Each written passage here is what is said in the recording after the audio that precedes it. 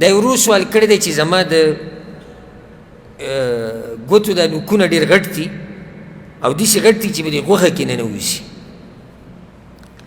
نو زه چې کله چاردام کوم نو په دې شک کې یم چې دا نوک خو په دې غوښه کې دننه ننوتی دی، نو دا اوبه به دغه ځای ته تللي او که نه به یې تللي. نو آیا په ما لازم دي چې دغه نوک لاندې به اوبه ځي؟ دا خبره لازمه ده او که نه؟ الجواب نه دي لازم.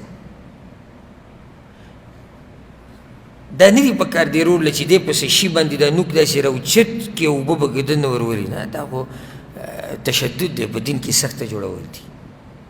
لا يكلف الله نفسا الا وسعها. الله په یو نفس دومره بوجي دي څومره اوچتولی شي.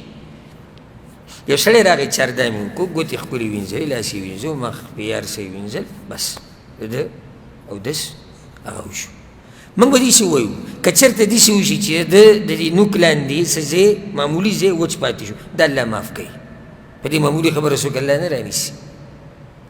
علما وایي دا هغه معمولي ځای دی چې دې ته یعنی شریعت کې د دې ګنجایش دي. لکه داسې به وایو یو سړی دی چاردام یې وکړو او د دې نوک لاندې معمولي توروالی دی، کېږي داسې که نه کېږي؟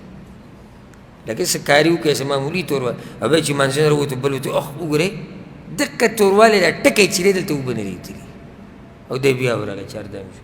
په دې معمولي ځای الله څوک نه رانیسي. ښه داسې به راته ووایم ځه مسله به ښه واضح شي. یو سړی دی پوندې چودري، یو سړی دی پوندې چودري، د یو نیمرور پوندې سړی وي سم داسې ټوله پونده چودري.